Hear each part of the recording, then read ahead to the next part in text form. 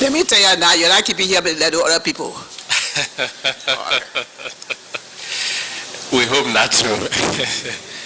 But we thank you for giving us a thorough narrative of your experience, your role, and recognizing the gallantry of other women, men, and institutions that you've worked with to guarantee the kind of peace we have today. And we also appreciate the recommendations you've advanced in the hope that future generations cannot suffer or experience what we've gone through. Can you say a little bit of your public life? What can I live? Public. Well, actually, you Liberian people call me political activist, but I'm an educationalist by profession. I spent 32 years of my youthful years in a classroom preparing men and women. And you can be one of those. I can post stuff. I tell the Liberian people they owe me so much because I produce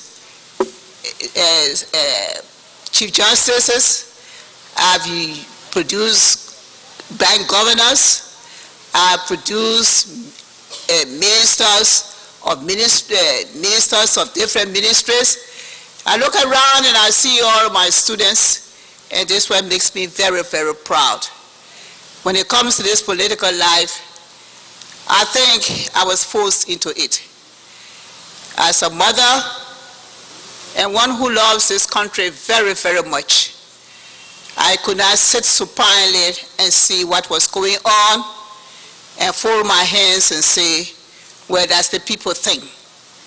Of course, many people tried to get me to leave Liberia, but I stayed on. And probably, as Queen Esther said, this was a time that God wanted me to be here. And so I remained, and my women and I worked together to bring peace to this country. So whatever peace is achieved in this country or what we are enjoying, I can beat my breast proudly and say, we did our part. The women of Liberia, we did our part. Thank you very much. At this time, commissioners will ask a couple of questions, and I will manage commissioners to make sure that we don't keep our witness here for too long. But please permit me to introduce commissioners here present. At the extreme end of my right is Commissioner Umu Sila.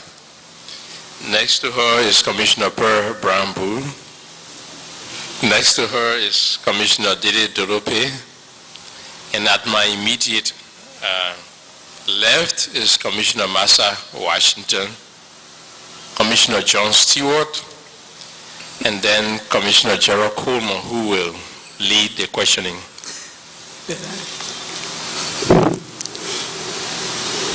Thank you very much.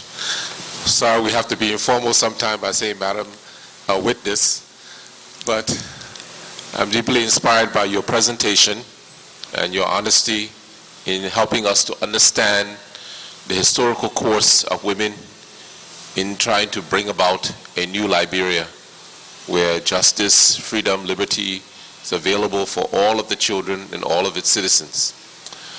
I have two questions I would hope that you can help me with. The first one is concerned about that window of opportunity in our nation's history, the period from 1971 to 1979. We had just come out of a 100-year rule of a one-party system that many believe was not providing proper equity for all of its people. And then we went into a 23-year period or 24-year period of complete chaos and suffering. So that window of opportunity from 71 to 79 could have made a difference in all of our nation's history. I was just wondering whether you could share with us your views as you were during that period as to what we could have done different, or what you think is the main reason that it happened the way it did from a women's perspective. Thank you. Well, the period 71 to 79, actually, I was a classroom teacher and later became a school principal. So to be frank with you, I did not play any active role in any of these processes. Even with the 1979 Rest Riot,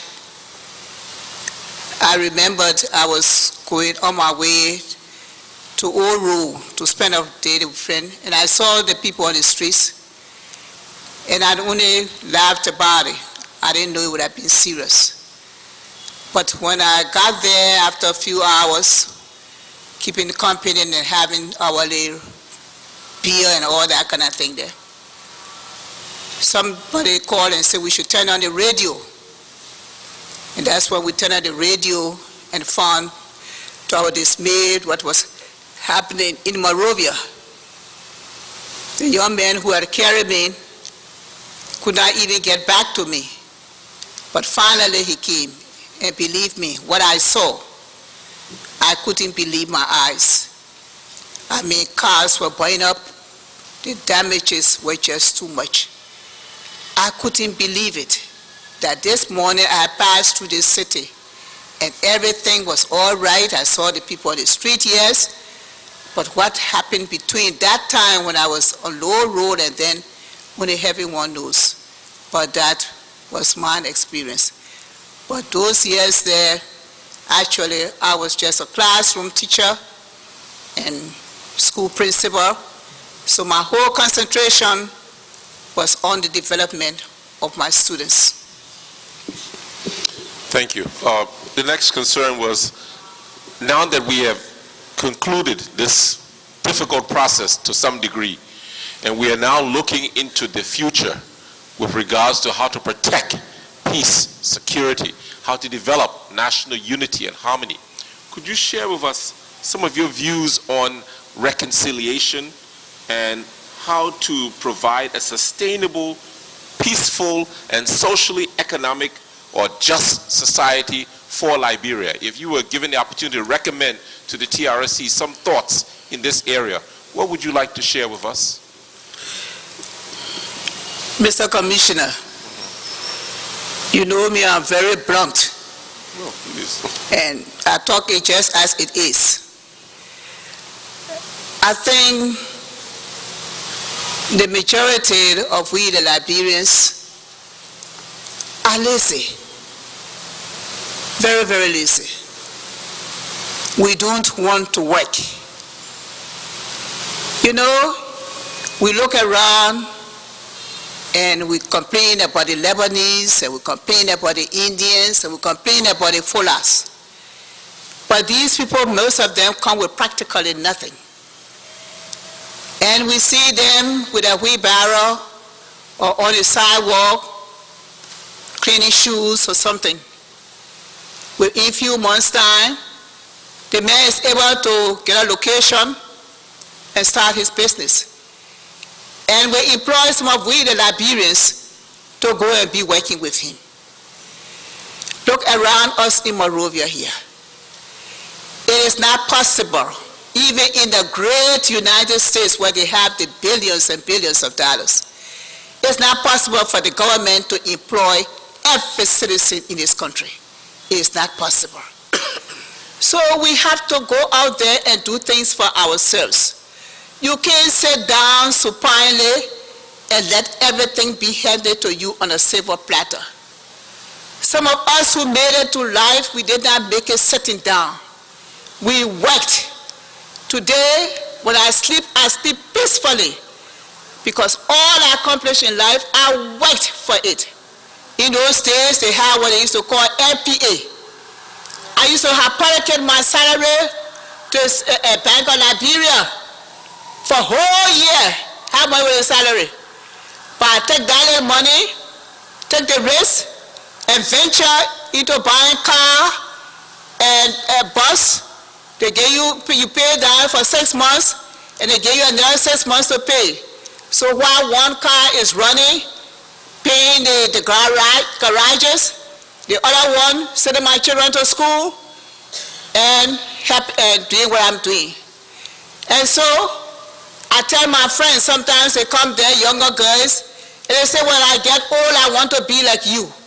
I said, but you got to start now. Not every piece of cloth you see you want to buy. Not every piece of jewelry you want to buy.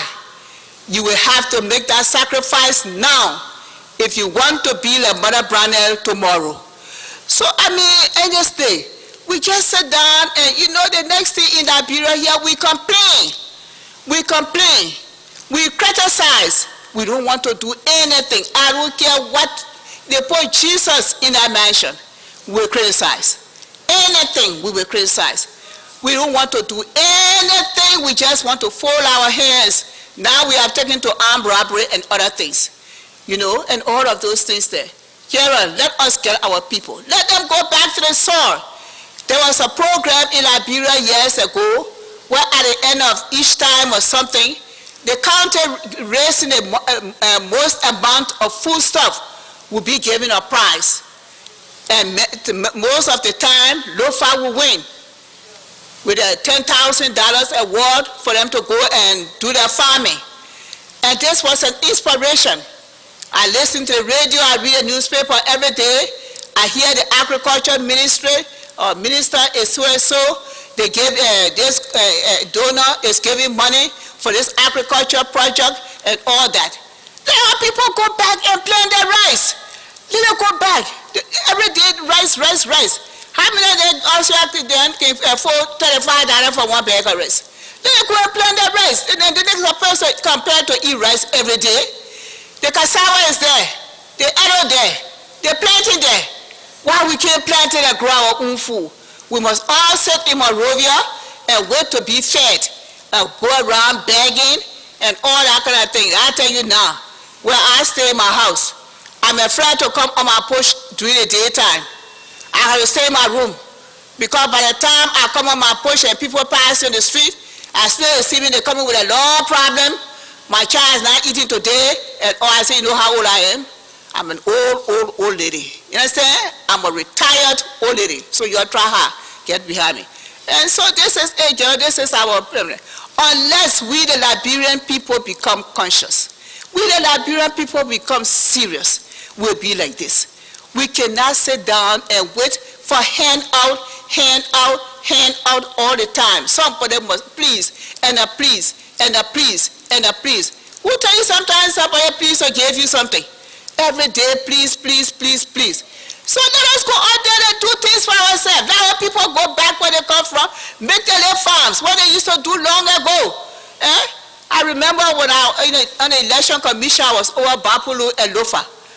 Going there, all I knew I was going to plant rice in Lofa, I became playing like Lofa farm. Got there, ready to cook something, my guys to cook fun. They went to the market, came back, no rice. How you mean no rice? In Lofa? What do you mean no rice? You know? And all those type of things there. So from that day on, when I was going from rice on down, I carry and travel with it. You know, so this is it. This is our problem. Everybody wants to stay in Monrovia. Monrovia doing what? Monrovia doing what? Yeah? You travel here, it's not 2-3 hours you will travel, and you will find so green vegetation, fresh land, you know, vital forest. Our people sitting down here, letting that go to waste for nothing. Our people go back home and try to help themselves instead of staying here in Monrovia and becoming armed robbers and molesting people at night. I tell you, the only way we have peace and reconciliation in this place here. But we all say now the government must employ us, the government must employ us, and we know. You talk about the downside, saying that this thing and that thing. We all know the different transitional governments and this we have. When I'm coming to power, I bring my whole group behind me. When I leave that group there. The next person coming, they bring the whole group. The next coming, they bring the whole group. So you find one office so crowded, no way for you to even turn to do anything. You think that's fair to the government and all that names on the payroll when that money can be used for some developmental process?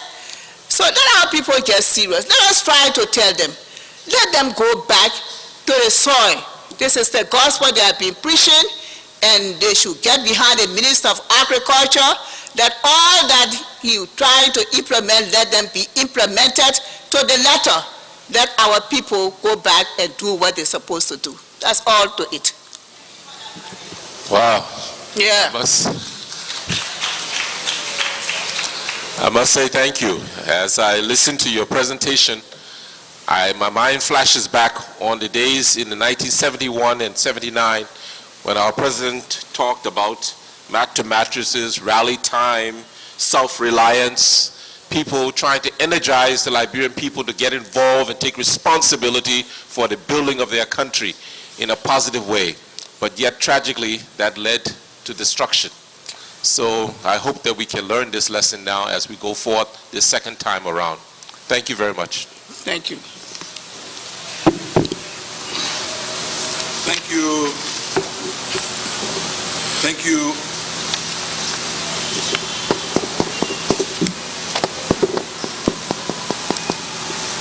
Use this one.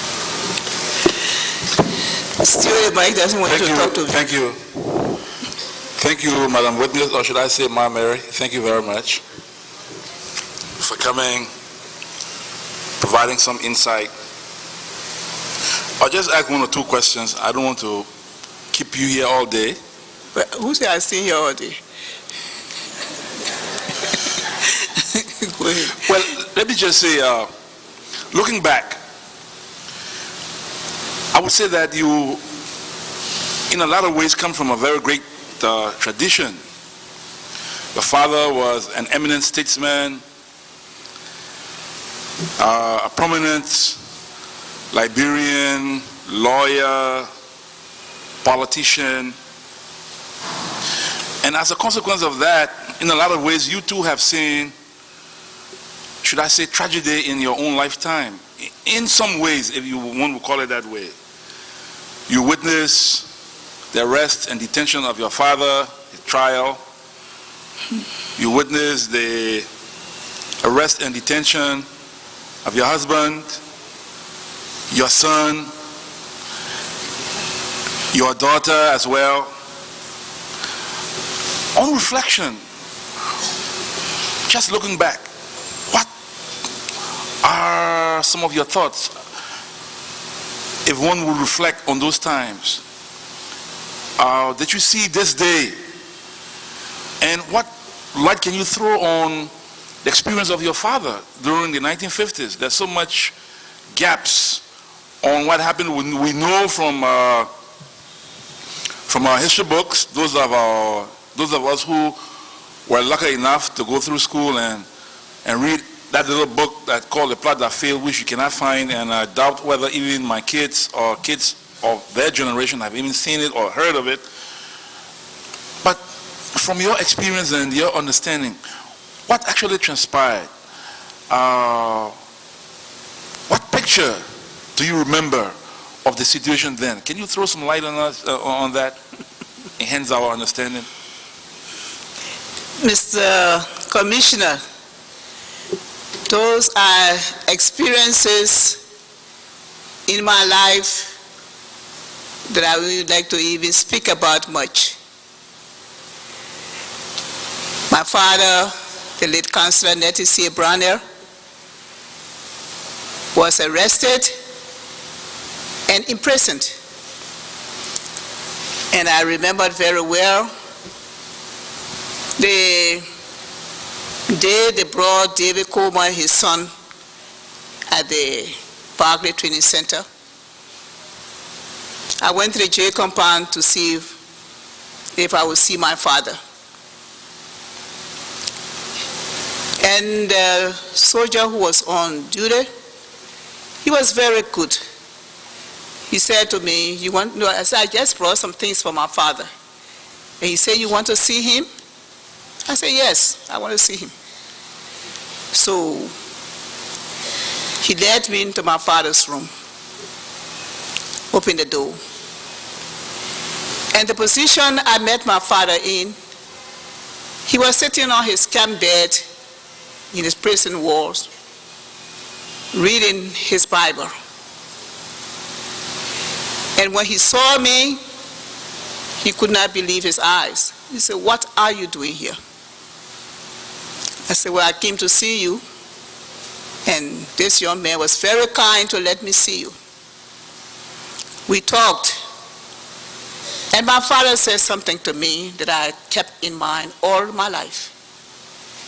He said, "One thing I want you and my children to know, even if I am to die, just bear in mind that I will be dying an innocent man." Mary, I don't know what they are talking about. I've never planned anything. I don't even know the young man they call the Paul Dunbar. Believe me, it was just like a heavy load moved from my head. I felt so relieved.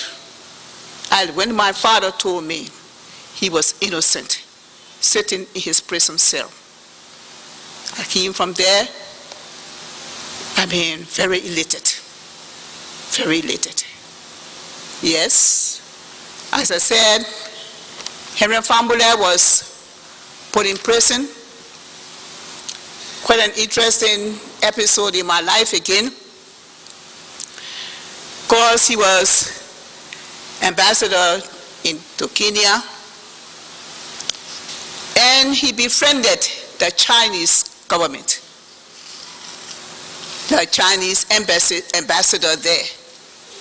They became very good friends, exchanging books and everything, because those were some of the evidences they had against him, that they saw books written by Chinese authors in his library. And so he was brought to Monrovia and imprisoned. That was another scene in my life, affecting my children, going to the jail compound to see him. Many times they would bring the clothes they had beat him in, all stained up with blood, to my place to show me the clothes and all those things there. While this is going on, Boima comes from Freetown. He's arrested, he's put in jail. Beata is arrested, she's put in jail. You know, I can say only one thing to you. When you know this God and you trust in him, he will give you the strength to go through anything.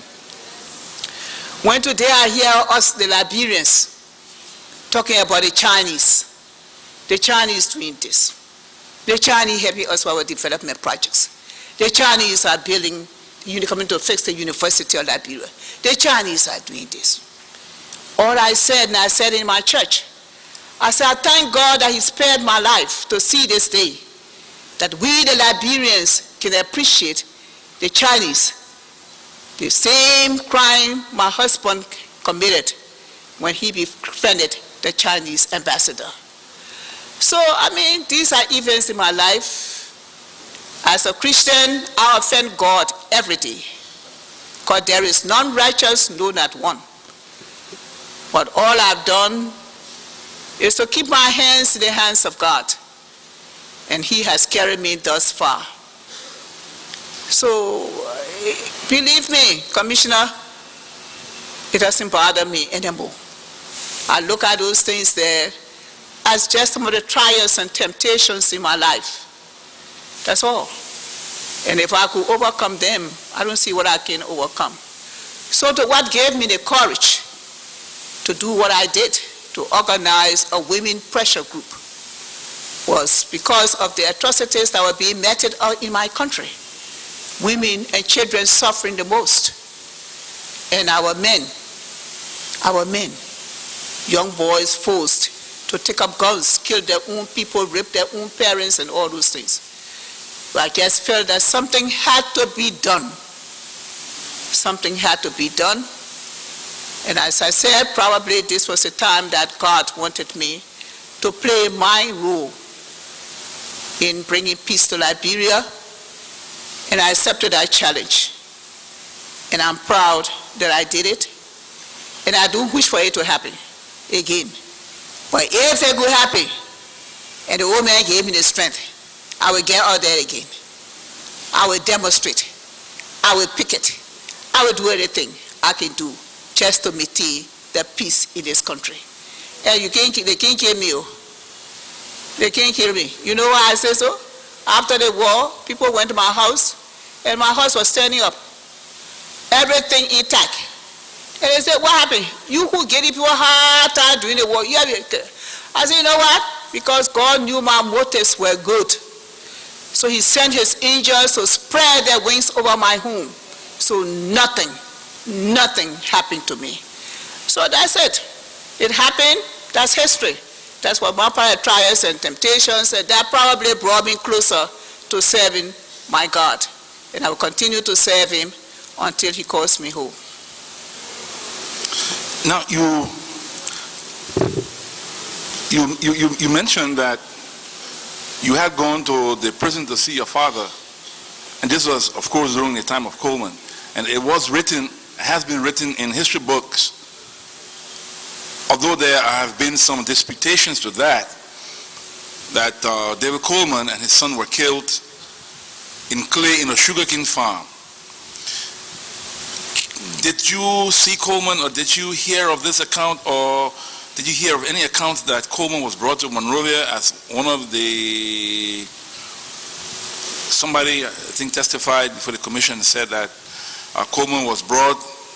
It was Mr. Suarez yesterday, in fact, who said he had information that Mr. Coleman and his son were brought to Monrovia and subsequently killed.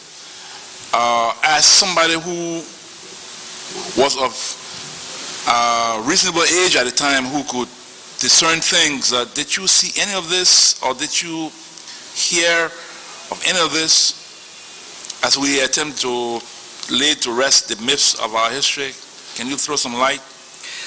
Well, actually, I don't know where the Colemans were killed, but I knew that their bodies were on display at the Barclay Training Center, because people were crowding there to look at the dead bodies, whether they were killed where they were or whether they brought them down or killed them.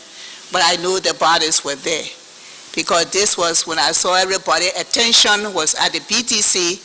I took the opportunity to go and see my father, to see if it was possible for me to get to him.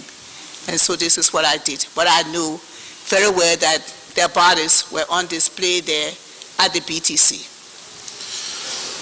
What was the general feeling of the people at the time? Was there an air of apprehension or just resignation to the fact that, well, Tubman is there and that nothing can be done, and we just accept it and move on? Pardon again? What was the general feeling of the people? Did you notice? Was there a feeling of apprehension and fear, or was there a feeling of just resignation to whatever that had befallen the nation? Mr. Commissioner, you are a grown man now, even though I knew you as a boy. You know our Liberian people. They will go where the wind blows. They will go where the wind blows. Yes. You remember when Taylor came to Monrovia, people were putting the lapas on the ground and all that. Kangi has come, Kangi has come, Kangi has come. There's the Liberian mentality, you know.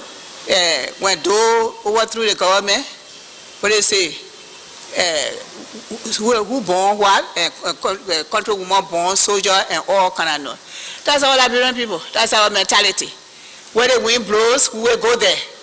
So to say that people were very apprehension or something of the sort, I would say that, because knowing our people very well, even though I was much younger then, I don't know about these people. I don't know, because they do anything, and they will say anything and act in any way.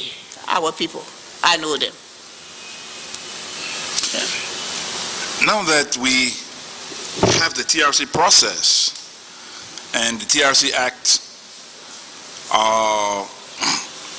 calls for prosecution for crimes against humanity, as well as economic crimes, and you coming from a foremost women advocacy group that has been calling actively for justice in the country, would you, in your personal opinion, or that of the organization, or should I say, what is the outlook of the Liberian Women Initiative, your personal outlook, and in a way, women in general, on the issue of prosecutions as stipulated in the TRC Act? Well, actually, you know, this TRC came about in Ghana at the 203 conference. I happen to have been there with the women, and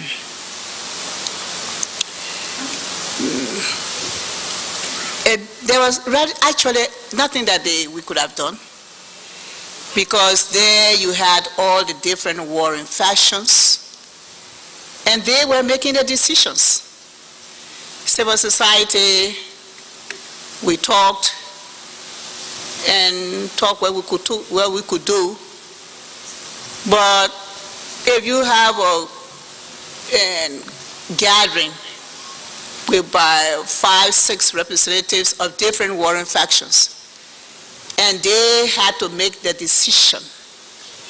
They had to make the decision.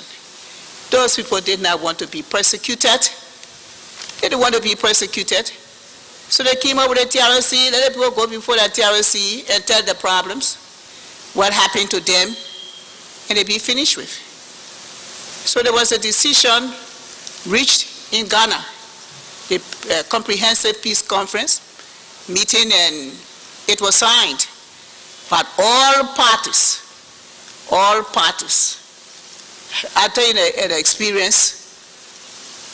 When we went for that meeting or conference, we had gone for like a week to stay there for a week, the most 2 weeks.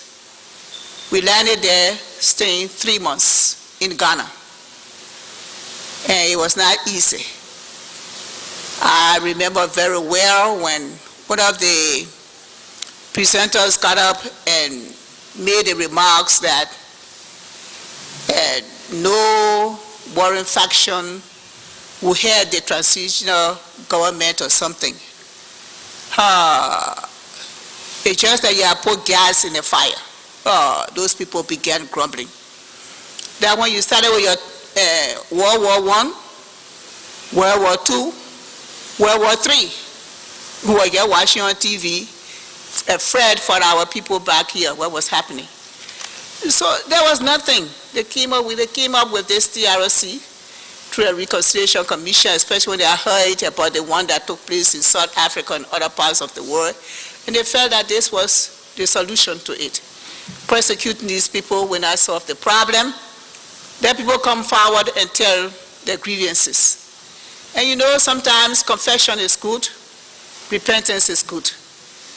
And so far, I see you're doing what you're supposed to do. If after you make your recommendation and the government wants to take the step, because I hear some people talking about war crime tribunal and all of that. You know, these things here just open old wounds. We are talking about, we want to heal.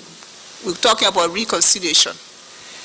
But if you I get up there and tell the people how you killed my father, how you killed my this, and how you raped my this, it just built up more animosity.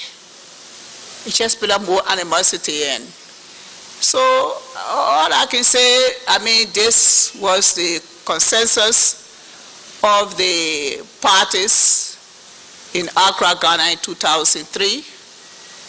And we all affixed, I didn't assign, of course, the Barimana River women were there, affixed our signatures to it. And so this is what we are going by. We are following the Comprehensive Peace Agreement that was signed in Ghana. Well, my last question.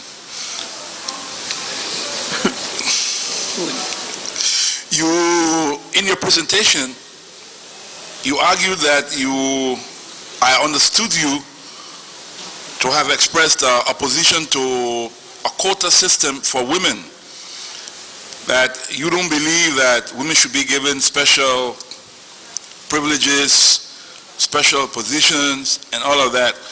But when one considers the fact that the odds are tipped so heavily against women, that looking at our history, that it was not until 1947, for example, that they were granted the right of suffrage, that if one looks at illiteracy, that they account for the higher percentage of illiterate people in Liberia, their underrepresentation in public life, and all what have you, don't you think that a quota system will help to meaningfully address these issues that have tended to keep women in the background for so long? You see, not only the Liberian men, but the African men in general, they believe in the tendency of marginalizing women, to keep us always in the back. You know, it's now that we, the African women, have broken that culture of silence. Years ago, our husband is having company. His wife was not there to go there. If she comes there to bring water or something, she kneeling down before him and all that kind of crap. They are traveling, and the poor woman has the load on her head, the baby on her back, and he is stepping like a proud pickup with his umbrella over his head. May you all move. So your men, your African men, as far as you are concerned, our women, the women belong right in the kitchen, born pile of children, take care of the children, cook your food, clean up your house, go in the farm, go plant your rice and this thing. I mean, you want to treat us like slaves, which we have refused, Commissioner. We the women have refused to be slaves of men. We are your equal. We are your equal.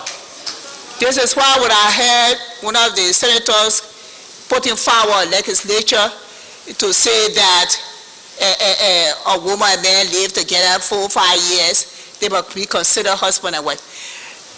I am very strongly against any woman living with a man who is not her husband. You get there, you have the first child. The man doesn't marry you. You go on second, the third, the fourth, the fifth. If he loves you to be born with you and got you the house, why can't he legalize it? Why must you be, who will consider you as husband and wife? I know recently of a case where a young man died from the Ministry of Education, and here the woman had been together for 11 years and had 3 children. When they went for the family meeting, I found they were concerned the government was coming to pour money in their laps. The mother and daughter say, oh, they were not married, they're not his wife. But the man stayed with your son for 11 years and born 3 children. You didn't know that they were not married? So I'm strongly against it, and I tell any young girl, any man you get in with, the first thing you try to avoid the pregnancy. Don't go start having children because you have it for this one. The second one, when you know you got a pile of children, different men. And tomorrow we'll call you a little prostitute or a hobo. You love him and he loves you. Let him legalize it. You are not his concubine. Women, we are equal to these men and make them to understand that. Don't break them yourself down. You understand? You got dignity and live up to it. So I think that, Mr. Commissioner, the women, the African women have been marginalized, especially also in Liberia here. So over the years, you have been pushing us in the back. But thank God, some of our parents sent us to school, and we are educated, and we're trying to educate our women, because this is what some of my advocacy group that I used to do. Encourage my women to go back to school. It is never too late. I always give my women my typical experience. I was a high school dropout too. I got pregnant in the second year class and left school to have my daughter Miata. But after some years, married and had some years, the husband and I couldn't make it. I went to my father one day, who was still angry with me because in those days, you came from a notable home and you got pregnant, you were ostracized from society. My father told me, if you want to see my good face, go back to school and finish your school in Mary. Then we'll see eye to eye. I followed my father's advice and enrolled in a nice school, the Martha Tubman Academy they had at that time. I completed there. I went to the University of Liberia. That class was so big. Students from, you imagine, I'm coming from a nice school, I've been at school for so long. From CWA, from St. Patrick, all those leading high school, B. David Harris and all, and yet a nice school student. So they put the names on the book. The class was so big they divided us in groups. Group 1, section A, B. Group 2, section A, B. While I was standing up, Gia Sherman, she was Julia Williams then. We are still friends to this day. She came to me, congratulations, Mrs. Fambula. I said, what happened? She said, you didn't look on the blackboard? I said, no. She said, our names there in the very first section. That's when I got it sprung. I stayed in LU, working and going to school. My children, myself, sitting down at the table, studying at night, until I graduated from university as student of the year. I was not satisfied because in those days you finish LU, coming to anywhere, unless you cross that big Atlantic Ocean, you were not recognized. I thought the MCSS was being formed and they needed teachers and administrators. I sat to the competitive examination. Again, I was successful and I got a scholarship to go to San Francisco State University. I went there and stayed the 2 years and did my master's program. Today, when you call the educated women of Liberia, if you don't call me a brother name, you made a pledge.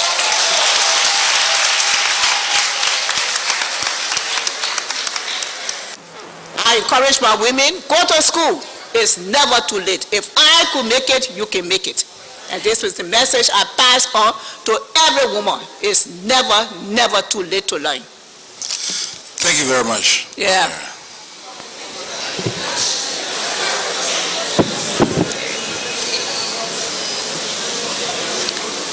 I'm waiting for you, Pearl and Massa, all of you.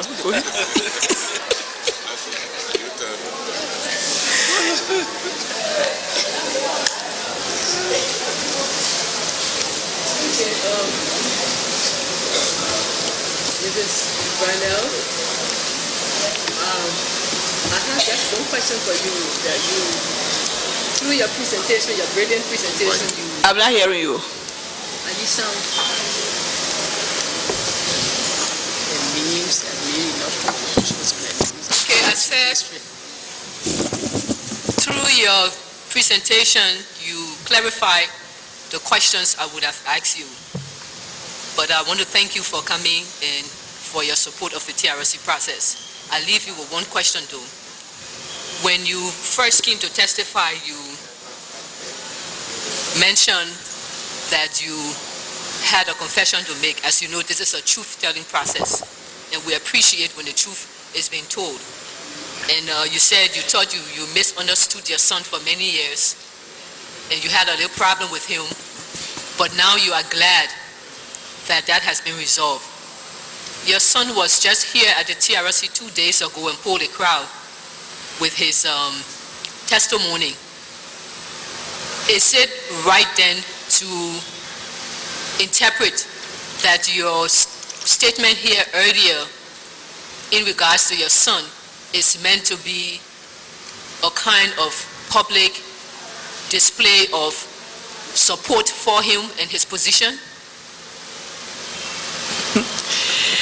Yes, I'm going to say myself, Commissioner. You know, as I said to the women, we have to build the confidence in our children.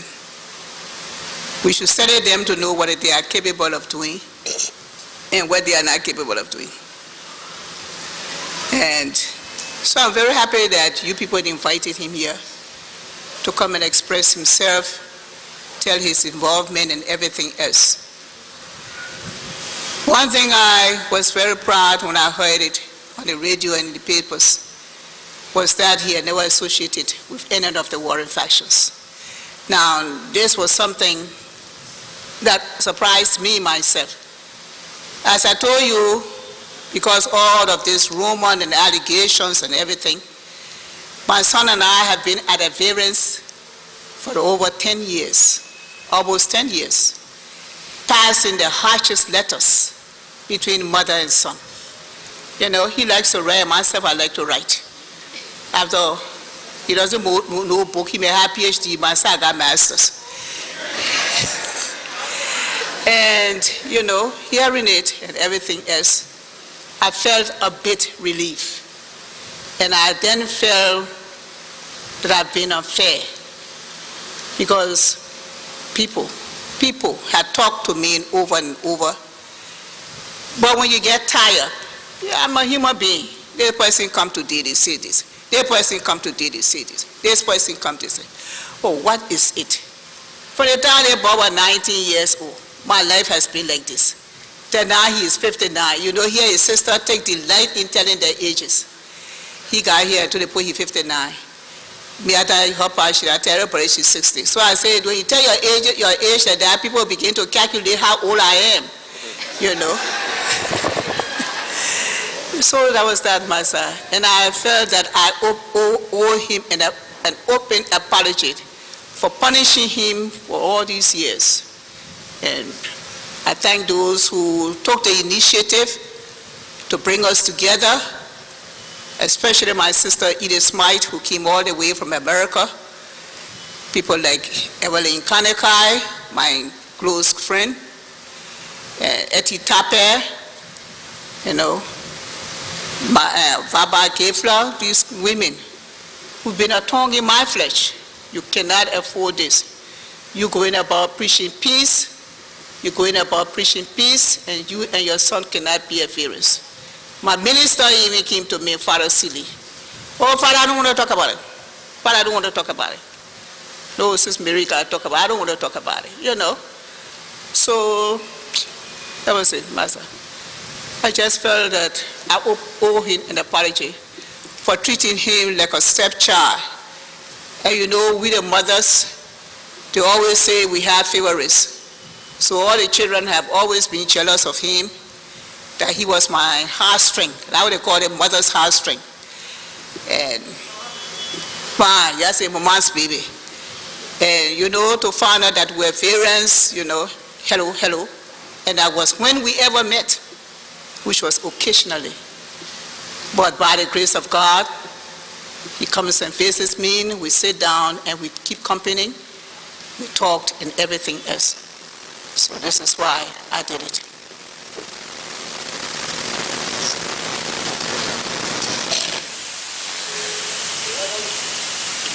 One question. In other words, can you hear me? In other words, you stand by your son. Can you hear me, Ricky? In other words, you stand by your son. Yeah. Okay. My hair high just like that too. He's a replica of myself. His testimony here the other day. I think no one knows me on our commission. You're supposed to know me. But yeah.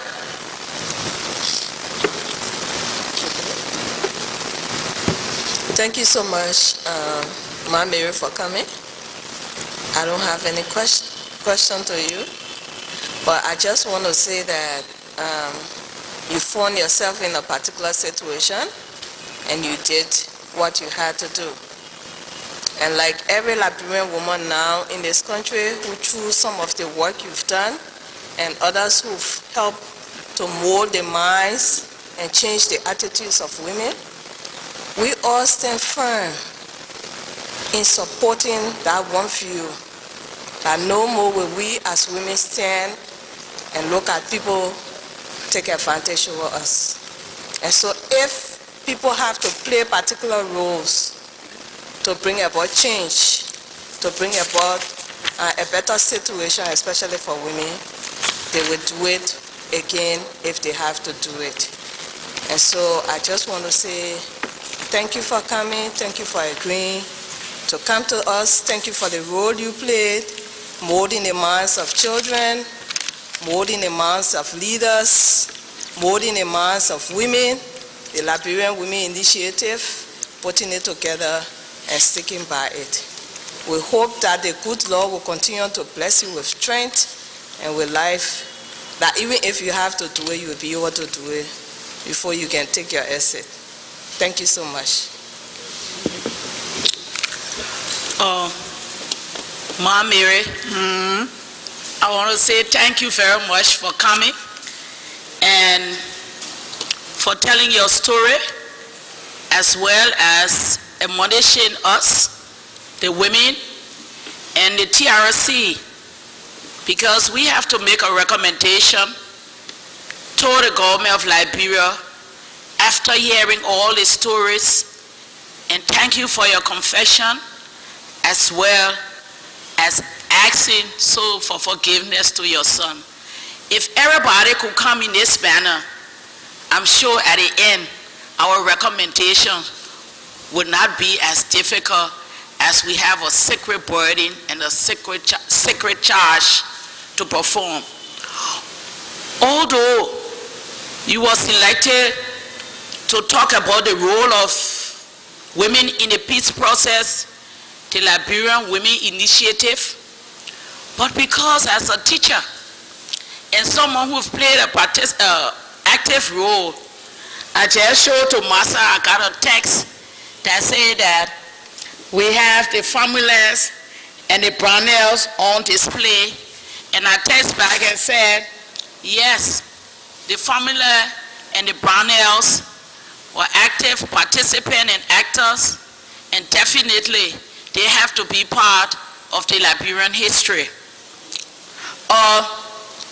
As I said, although you were to say the role, the LWI experience, but I want to say thank you for remembering those who were before you and before your group.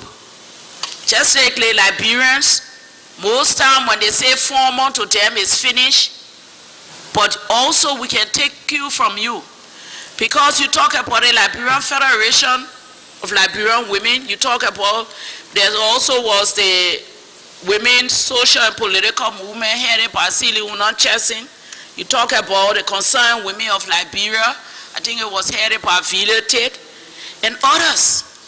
So I want to say that we should thank you, and we ask those outside who know the role that Liberian women have played before. You are here now, but there were people before who were trailblazers.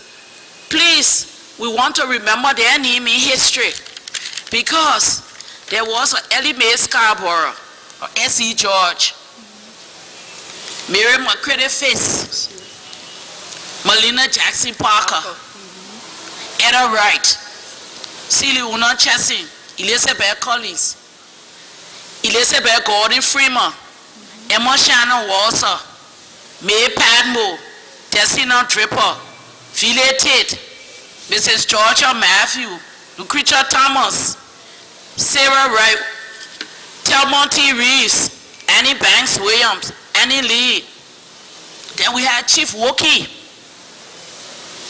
Madam Swakoko, Mami Bear, Titi Gripper, Ma Bear, Mami Baker, Yata Zo, Ma Zo, Ma Telewada, Lufia Ash Thompson, Mary Anthony Brown Sherman, Maggie Dennis, Miss Cooper, Mami Bear, Mary Bear, Cynthia Gaylor, and so many. And all those women, Mary Ann Cheeseman, as I call their names, you know the role they play in history in this country. And we ask you to continue to please help us as an educator to give us a list of names, and all those there. Give us the name of your mother. She played a role to you Liberians, because she brought you in this world. And if you are a good seed, then you came from her. We want to document them so history can be complete. I want to say thank you very much. Thank you for giving us the courage And thank you for letting us know that when God knows your motive, and if your motive are good, He will continue to sustain you. I'm proud of you, and thanks for coming to participate in history in Liberia. Thank you. Thank you very much, Madam Brownell, for coming to give your testimony, your experience during the course of our conflict. I only have one question, but before the question, I would first like to thank you so much. Even though you had your experience during the time of your father, your husband, your son, yet and still you are never bitter. You try by all means to ensure that there is peace. You forgot about your own experience. You stood up for the cause of Liberia. We tell you thank you so much for that. I hope history will remember you. And thank you. And you said at one point in time, the Liberian women initiated DIFA with Gordon, the American representative here at the time, and because of that, you advocated for his change. Could you kindly tell us some of the reasons you people differ with him at that time?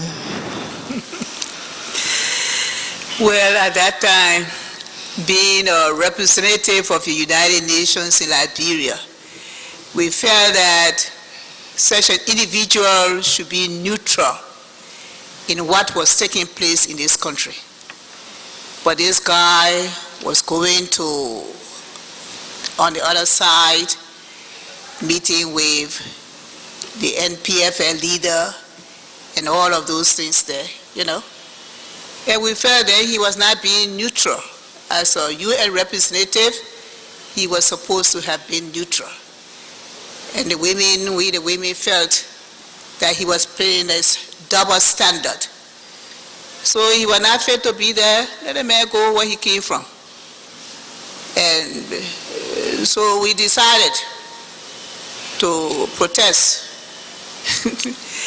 And this day, sometimes when I think of the behaviors of the women, sometimes I only laugh to myself, and I wonder whether we were going crazy or what.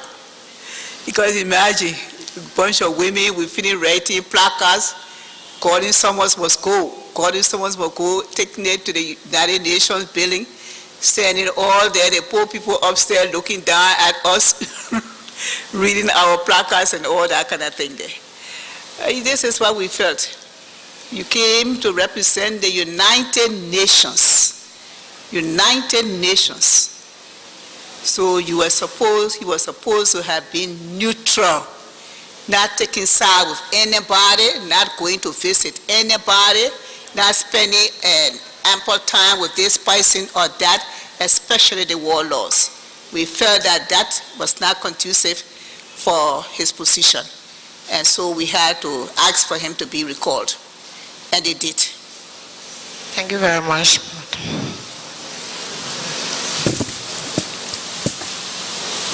Talking about Liberian attitude and mentality, Madam Witness, I'd like to draw on your experience from attending peace conferences. I didn't attend any of the peace conferences, but most of our foreign partners who were involved were always marveled at what happened at the conference and what happens in Liberia much later. That warring faction leaders and those who were negotiating will hug, they will kiss, they will shake hands, they will eat and drink together. But when they return to Liberia, there is fighting, the peace agreement breaks down. What do you think was happening? How can you explain that kind of attitude or mentality? And Mr. Commissioner, that was one of the most amazing things that we observed. These people were here killing our people and doing the worst atrocities that were being meted out. And yet, when they met at these conferences, you see them hugging and shaking hands and carrying on. You will wonder if these are the same people. And by the time we return to Liberia, they're going back to the medicine, going back on the battlefields. And this was it. I couldn't understand the mentality of our people. One minute you are this person, the next person you are that. I saw that myself. I saw that because I attended almost every peace conference. And I noticed this. I noticed this very, very well. You know, some of them knew each other, they shaking hands and carrying on. If you are that close to be shaking hands and everything, they tell me, why can't you try to bring peace among yourselves instead of killing up each other? You know, this is something that they believe me, that I complained about. I didn't understand what was really happening. One minute these people are enemies on the outside in Liberia. They don't want to talk to each other. They fighting each other. And by the time we go to these peace conferences, you see them shaking hands. You won't believe it. But it happened. It happened. I witnessed it and I saw it and I called some of their attention to it. I said, I don't understand you people. In Liberia, you don't want to see each other. You are killing each other. You are doing the worst things. You all come and meet here. You are laughing and talking and drinking and having all the fun. What kind of people are you? You know? So myself, I observed that myself at these peace conferences. That's what really used to happen. So I don't know. It's the mentality of our people. I don't know. I think we all got to go and see the psychiatrists around here. We all. I think so. I think all of us got to go. And something must be wrong. We are all de-traumatized. But that's what will really happen. Thank you very much. Thank you very much, Mother N Brownell, for coming to the TRC. Your testimony has just ended. Do you have any final word for us or the people of Liberia before you leave? Well, all I can say is that with the TRC continuing, I listen to the radio and I read the papers that they have extended your mandate by another 9 months, the legislature, which we are all very appreciative of, that we gave you enough time to do what you want to do. And from the overview that Commissioner Washington gave, you got a lot of work to still do. A lot of work, yes. We hope that you will do that, not only with us, the women, but also with the men. Because these men also, all of them, they are traumatized and need to be de-traumatized, every one of them. Because they all pass through the same school. And to my women, we say what? Don't sit there. You want to do something. Let us get there and do something. Mommy is old now. So she'll just keep her ears open to hear what you're doing. And I want to hear you're doing something. I went to one conference for women, and I was so disgusted when a lady got up and informing us at that conference that in her community she lives, a chocolate city or where they call it, I don't know where. In the evening by 6, 7 o'clock, the girls are lined up and this man come. They want here $30, $50, jump in his car. The only question I could ask them, what do you women there do? What your responsible women do? We are talking about women. Women, your girls. Do you know the men? Do you know what kind of disease they have? With all the AIDS and things going around this country here? And we sit down there and encourage those things. So women, we got an important role to play. Our girls, our children. Look how they go on the street. Which one is that? That style there with all the neighbors showing. All the buttocks there. The trousers there way down and all that. And you see those things there, you're afraid to talk to your own children you born. And tomorrow then you will say, my children didn't have the opportunity. I tell you, recently, I had the opportunity to address some of the children at my daughter's program, the Obas girls. The woman has gone to the extent and opened a computer school in her place there for the girls all around there who are interested. The teacher comes to me and he complains.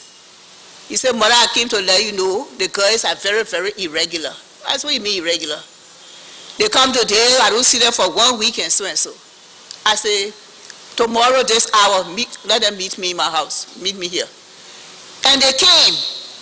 And believe me, commissioners, when I got to those girls, get how may you cut your hair, you know. I say, other children like you looking for the opportunity to enroll in a computer school. You have the opportunity given to you on a golden platter, silver platter. All you gotta do, just reach out and grab it. Then we must beg you. You don't pay the woman electricity bill, nothing is up. So we the mothers, let us talk to our children. We cannot let them rule us. If they rule you now at that tender age, they will rule you tomorrow. And you will live to regret it. And you will say, if I had known. But then it will be too long. Whip them when necessary. Punish them if necessary. I beg you. That's all I can say. TRC, continue the work. Let them testify. And let's see what will come out of it. And I wish you all the best. And I will say thank you to all of you who have appreciated my work during the years, during the conflict years. And it's by your prayers, people like you praying for Ma Mary, Mother Brownell, our Ma, and all those kind of things there. You know, when I was on the commission, I had to go to the legislature. And the people there at the legislature had heard about my name. So one of the fellows got up playing frisky and he said to me, Mother, I hear you are a radical woman. You think you can work along with us? I look at him. Who are you? I said, my man, you know the worst people to work with? He said, no. I said, women. And I headed WODA, Women Development Association of Liberia. I formed the Liberian Women Initiative. And if I could rule those women, control them for these many years until today, not one of them called me Mrs. Brownell, Mother Brownell, this thing. That you're here, I can control. Man, y'all move from my face, man. I was finished with them. Yeah. So that's all I can say. And I hope that y'all continue the work and don't get discouraged or anything of the sort. And anytime you need my assistance, you can get in touch with me. Anything I can do to help, to promote you, I'll do it. My telephone number is 523-91106. Mary Brownell. Thank you. Thank you very much, Mother Brownell.